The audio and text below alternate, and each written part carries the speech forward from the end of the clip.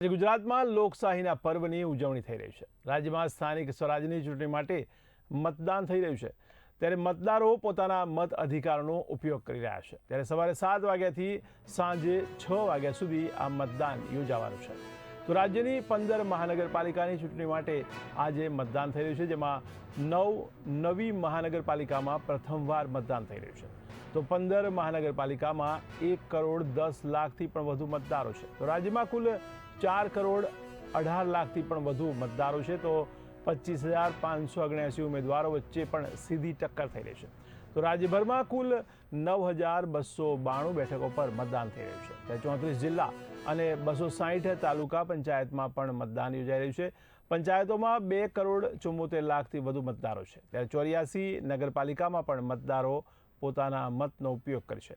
ત્યારે 730 ઉમેદવારો પહેલાથી જ બિનહરીફ જાહેર થયા છે। પંચાયતોમાં 2 કરોડ 74 લાખથી પણ વધુ મતદારો છે। તો મારા એસોસિએટ એડિટર ઉમંગ સોની ફોનલાઈનથી જોડાયા છે। જી ઉમંગભાઈ, ત્યારે આજે લોકશાહીનો આ પર્વ યોજાઈ રહ્યો છે, તેને લઈને આપ શું કહેશો?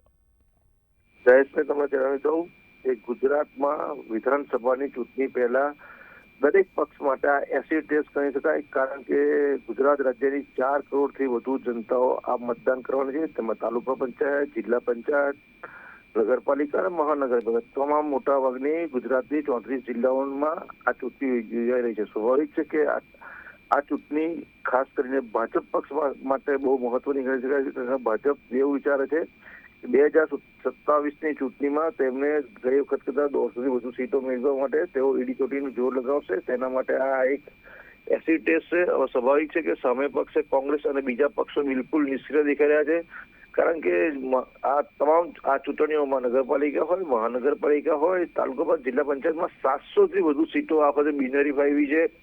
એ સૌથી મોટા મતદારો એ વિસ્તારના મતદારો ચૂંટણી નહીં કરી શકે, એટલે આજે લોકશાહીનો મહાપર્વ છે, એમાં એમને ભાગ લેવા નહીં મળે।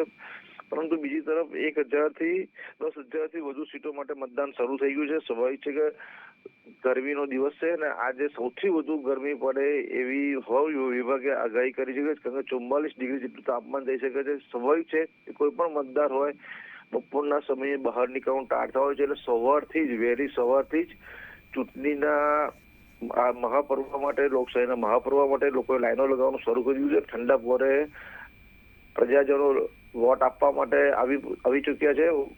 બીજી તરફ કે જેવી રાજકીય પક્ષો છે તેમને સૌથી મોટી કવાયત રહેશે કે બપોરનો જે ખરો સમય છે તાપનો, એમાં પ્રજાજનોને ઘરમાંથી બહાર લાવી અને ચૂંટણી બૂથ સુધી વોટિંગ કરાવવાનું સૌથી મોટી અને આકરી મહેનત કરવી પડશે। આમ આ ચૂંટણી ગુજરાતનું 2027 ચૂંટણીનું ભાવિ નક્કી કરશે કે કયો રાજકીય પક્ષ 2027માં ગુજરાતની ગાદી સંભાળશે। જી, તો રાજ્યમાં હવામાનની અંદર પણ ગરમાવો છે, ત્યારે આજે રાજકીય ગરમાવો પણ જોવા મળી રહ્યો છે। ખાસ કરીને સુરતની વાત કરીએ તો સુરતમાં આમ આદમી પાર્ટી, ભાજપ અને કોંગ્રેસ વચ્ચે ટક્કર થાય એવું લાગી રહ્યું છે, તેને લઈને આપ શું કહેશો?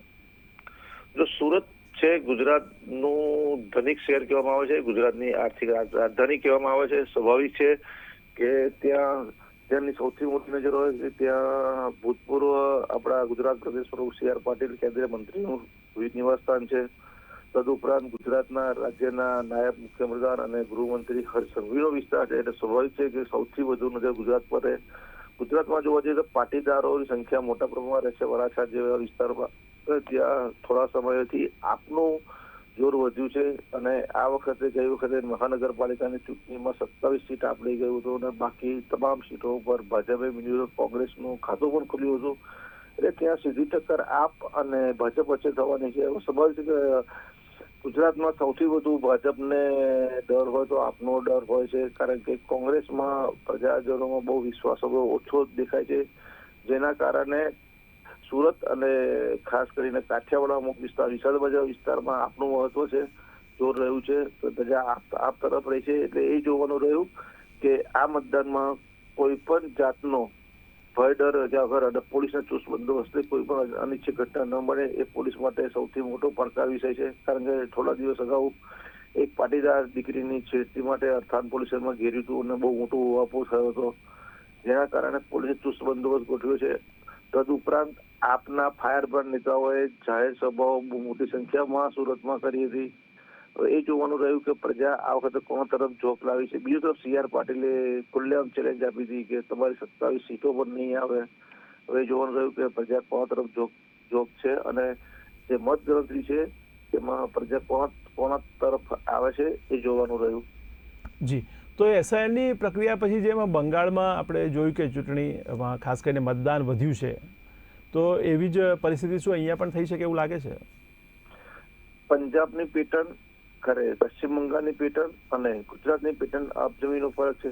દક્ષિણના રાજ્યમાં તેમાં જોયું છે કે 80% વધુ મતદાન થયું, પંજાબમાં 90% મતદાન થયું, પરંતુ ગુજરાતની પેટર્ન એવી છે કે 65% આસપાસ મતદાન થાય છે. હવે ગરમી છે અને તમામ રાજકીય પક્ષોની વાત કરીએ, એમાં અપક્ષ બી આવી ગયા. એ જોવાનું રહ્યું કે જે પોતાના જે મતદારો છે તેમને કેવી રીતે બૂથ પર કરવું છે. કારણ કે અત્યારે સવારનો ઠંડકનો પહોર છે, સ્વાભાવિક છે કે કોઈ પણ વિચારે, પરંતુ જેમ જેમ દિવસ ચડશે એમ ગરમીનો પારો બી ચડવાનો છે. અને ખાસ કરીને બપોરે 12 થી 4 નો સમય એવો છે કે જે ગરમી પોતાનું આકરું સ્વરૂપ બતાવે છે અને 44 ડિગ્રી હવા વિભાગે જાહેરાત કરી છે કે 44 ડિગ્રી જેટલી ગરમી પહોંચવાની છે. હવે એ જોવાનું રહ્યું ખાસ રાજકીય પક્ષો માટે કે તે વોટિંગ માટે કેટલા લોકોને બહાર લાવી શકે. ભવિષ્યમાં ભૂતકાળમાં બી આંકડા જોઈ શકશો તો 60-65% જેટલું જ મતદાન ગુજરાતમાં થાય છે. જી, સમગ્ર માહિતી બદલ આપનો આભાર. તો આજે ગુજરાતમાં લોકશાહીના પર્વની ઉજવણી થઈ રહી છે, ત્યારે રાજ્યમાં પણ સ્થાનિક સ્વરાજની ચૂંટણી માટે મતદાન થઈ રહ્યું છે. ત્યારે મતદારો આજે પોતાના મતાધિકારનો ઉપયોગ કરી રહ્યા છે. તો સવારે 7 વાગ્યાથી સાંજે 6 વાગ્યા સુધી આ મતદાન યોજાઈ રહ્યું છે. રાજ્યની 15 મહાનગરપાલિકાની ચૂંટણી માટે આજે મતદાન થઈ રહ્યું છે.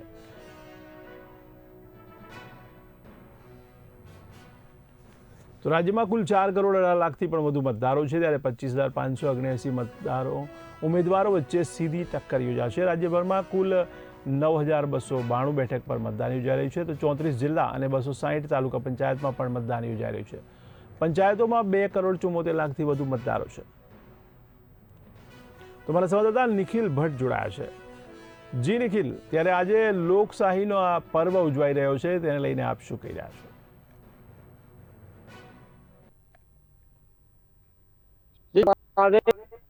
તો આજે લોકશાહીનો પર્વ છે, ઉજવણી થઈ પોતાના મતાધિકારનો ઉપયોગ કરવા માટે મોટી સંખ્યામાં આવી રહ્યા છે. ત્યારે જો વાત કરવા ચૂંટણી જિલ્લા પંચાયત, તાલુકા પંચાયત, કરમસદ, આણંદ મહાનગરપાલિકાની દરો કરવા મથકે દ્રશ્યો અમે બતાવી રહ્યા છે તે ઉમરેઠના દ્રશ્યો છે. ઉમરેઠમાં 7 વોર્ડની ઉમરેઠ નગરપાલિકાની ચૂંટણી ચાલી રહી છે. જો આવે તો મતદારનો ઉપયોગ મતદાર આવી છે. જો વાત કરું પોલીસ બંદોબસ્ત છે આ ચૂંટણીનો હાલ છે સંખ્યામાં અહીંયા હાલ મતદાન માટે પહોંચી રહ્યા છે. જો વાત કરીશું આપણે અહીંયા હાલ મતદાર છે તેમની સાથે વાત કરીશું. આજે લોકશાહીનો પર્વ છે, મતદાન કરવા આવી રહ્યા છે.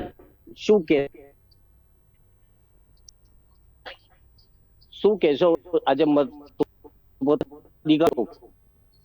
કેવા કામોને આપ મત આપી?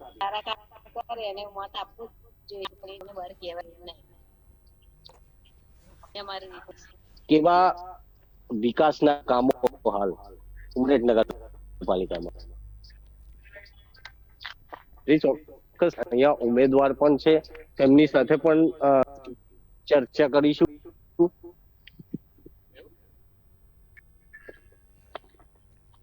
શું કહેશો? હું એટલું કહેવા માંગુ છું કે ઉમેદવાર જે કંઈ કરે એ ખાસ યોગ્ય કરે, કોઈ જાતની બીક રાખ્યા વગર વોટિંગ કરે જેવું કઈ નથી. એમાં સારી રીતે વોટિંગ કરી શકો છો, કોઈ પણ જાતની તકલીફ રાખે.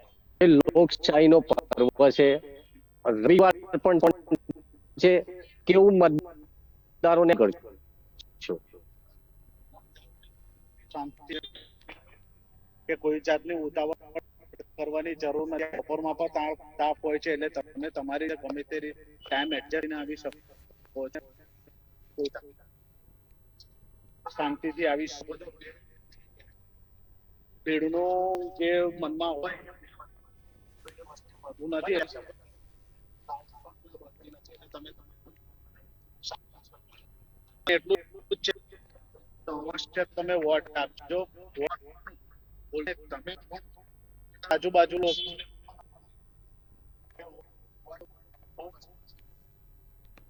તમને વિનંતી બેન જાતિ જો અન્ય અહીંયા તેમની વાત કરવાનો પ્રયત્ન કરીશું. અને એક અહીંયા મહિલા પર છે તેમની સાથે 2 મહિલા ઉમેદવાર છે તેમની ચર્ચા કરી. શું કહેશો લોકશાહીનો પર્વ શું કહેશો? બરાબર છે એવી જ પ્રાર્થના સારી રીતે પછી થઈને આવે અને સારો વિકાસ થાય. વિકાસ કેવો વિકાસ ઈચ્છી રહ્યા છો? તો જેમ બને છે થઈ રહ્યું છે ભૂતકાળમાં થયું એટલી સારું વિકાસ છે. પાણીનો ઇસ્યુ જે પ્રોબ્લેમ છે એ સોલ્વ થાય. એક પણ છે તે પણ આપણે વાત કરીશું. શું કહેશો લોકશાહીનો પર્વ? આજે લોકપર્વ છે. અમારા પાર્ટીના ઉમેદવારો બધાની સાથે લઈને આવે તેની બધાને ભગવાનને મતદારોને શું અપીલ કરશો આજે? મતદારો કે એમને સારું કામ થઈ શકે, આપણે વિકાસ થઈ શકે માટે અન્ય એક મતદાર તેમની સાથે પણ ચર્ચા કરીશું. આજે નિખિલ આપણે જોડાયેલા રહીશું અત્યારે હાલ. જી નિખિલ, સમગ્ર માહિતી બદલ આભાર. ત્યારે આજે ગુજરાતમાં લોકશાહીના પર્વની આ ઉજવણી થઈ રહી છે, જેમાં સ્થાનિક સ્વરાજ્યની ચૂંટણી માટે મતદાન થઈ રહ્યું છે. ત્યારે મતદારો પોતાના મત અધિકારનો ઉપયોગ કરી રહ્યા છે. સવારે 7 વાગ્યાથી મતદાન શરૂ થઈ ગયું છે, જે સાંજે 6 વાગ્યા સુધી ચાલશે. તો રાજ્યની 15 મહાનગરપાલિકાની ચૂંટણી માટે આજે આ મતદાન યોજાઈ રહ્યું છે. ત્યારે નવી મહાનગરપાલિકામાં પ્રથમવાર મતદાન થઈ રહ્યું છે. ત્યારે 15 મહાનગરપાલિકામાં 1,10,00,000થી પણ વધુ મતદારો આજે પોતાના મતનો ઉપયોગ કરશે. રાજ્યમાં કુલ 4,18,00,000થી વધુ મતદારો 25,579 ઉમેદવારો વચ્ચે સીધી ટક્કર યોજાશે. ત્યારે રાજ્યભરમાં કુલ 9,292 બેઠક પર મતદાન યોજાઈ રહ્યું છે. આ ઉપરાંત 34 જિલ્લા અને 260 તાલુકા પંચાયતમાં પણ મતદાન યોજાઈ રહ્યું છે. ત્યારે પંચાયતોમાં 2,74,00,000થી વધુ મતદારો છે.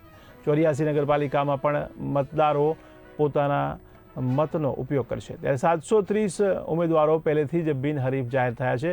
પંચાયતોમાં 2,74,00,000થી વધુ મતદારો છે. તો 84 નગરપાલિકામાં 33,66,000 મતદારો છે.